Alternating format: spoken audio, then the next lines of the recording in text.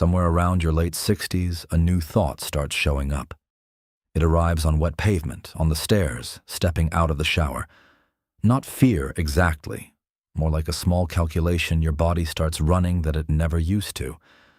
And here's what makes that calculation so heavy. A fall at 70 isn't the same event it was at 40. It's the thing that can turn an independent life into a dependent one in a single afternoon. Which is why almost everyone your age is quietly thinking about it, and almost nobody talks about it out loud. Now here's what's strange. In Japan, people in their 80s are still getting down onto the floor and standing back up without using their hands. Still carrying their own groceries home on foot. Still living alone, by choice, well past the age when that stops being expected elsewhere. And it isn't because Japanese people were born with better balance. It isn't genetics. And it isn't some secret exercise nobody's told you about.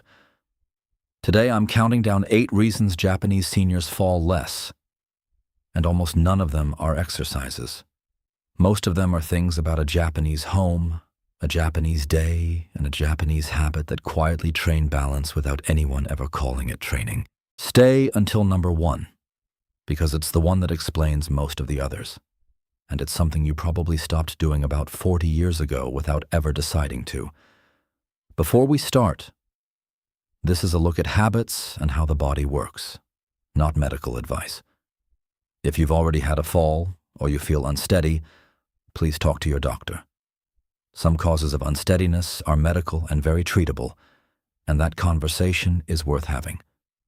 Let's start with 8. 8. Shoes that let the foot feel the ground. Your feet are covered in sensors. Every step sends your brain a detailed report, how hard the ground is, whether it's sloping, whether it's slick. Balance depends on that report arriving clearly. Thick, heavily cushioned, soft-soled shoes muffle that signal. It's the difference between reading a letter and reading it through a fogged-up window. And the softer and more built up the sole, the less information your brain gets about where the ground actually is. Traditional Japanese footwear went the opposite direction. Thin, flat, flexible soles, with the toes free to spread and grip. Indoors, socks or bare feet on tatami, which means the foot works and reports all day long instead of resting inside a cushion.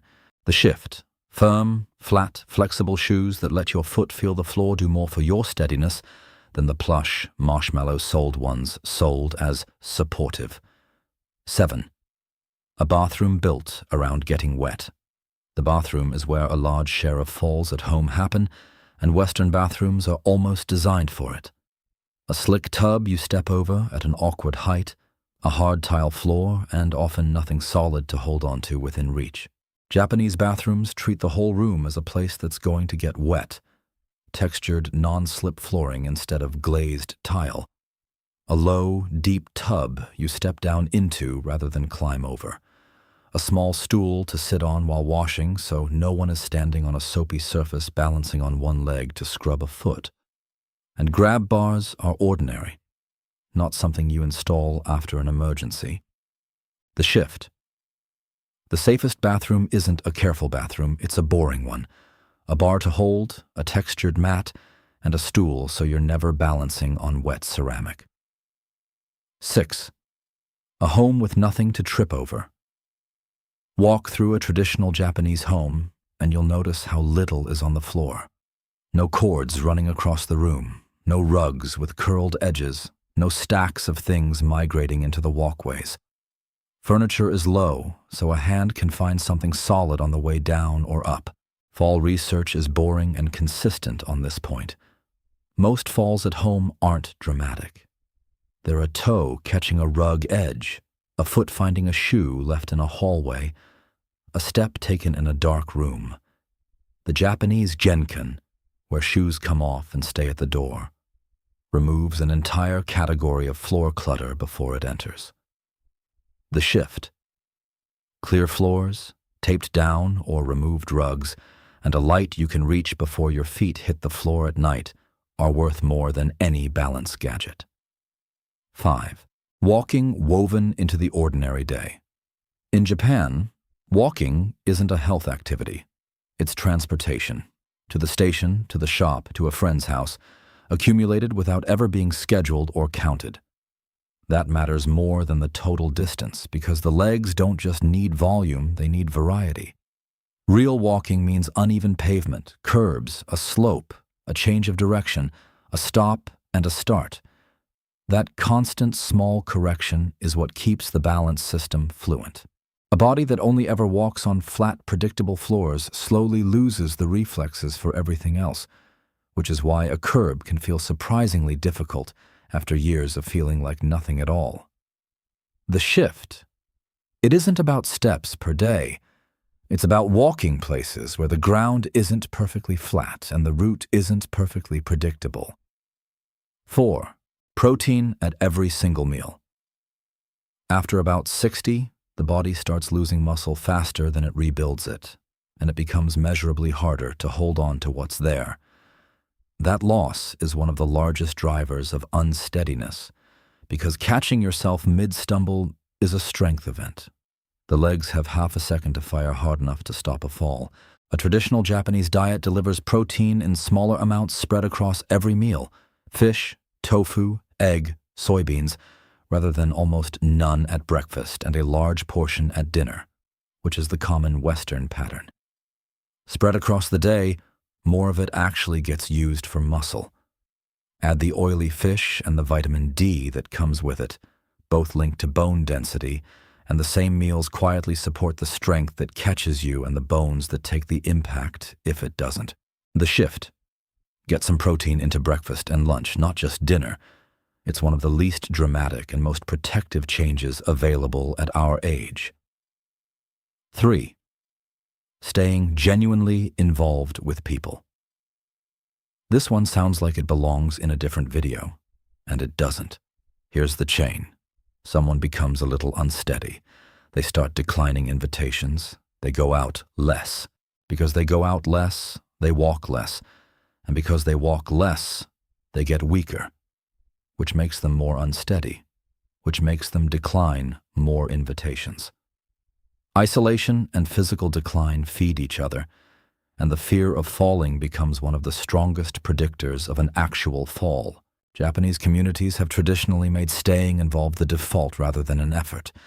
Neighborhood associations, group activities, older people still working, tending gardens, minding grandchildren. The point isn't the socializing itself. It's that a reason to leave the house is also a reason to keep moving. The shift. Protect the commitments that get you out the door on a regular schedule. They're doing more for your legs than they get credit for. 2. A few minutes of movement every single morning. Together since 1928, a short set of gentle stretches called Radio Taiso has played on Japanese radio every morning at 6:30, and tens of millions of people still do it. School children, office workers, and people in their 80s in the park, all moving at the same time to the same piano music. I'm not going to teach it here, and that's the point.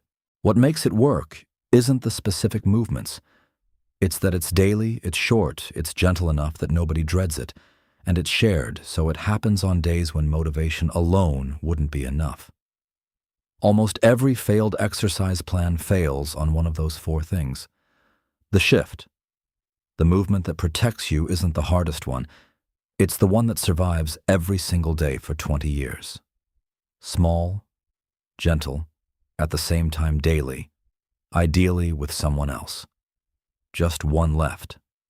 And it's the one that quietly explains most of the others. 1. Getting down to the floor and back up. Daily in a traditional Japanese home, life happens close to the ground. Meals at a low table, sitting on a cushion on tatami, a futon laid out at night and folded away in the morning. Which means the ordinary day includes something a Western day almost never does. Getting all the way down to the floor and all the way back up several times every single day for a lifetime. Think about what that one movement actually requires.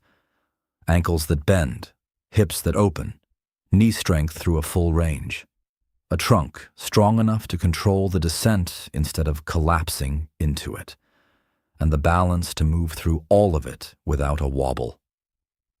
There is no gym machine anywhere that trains that combination as completely, and Japanese seniors have never once thought of it as exercise. It's just how you sit down. Now consider the Western version.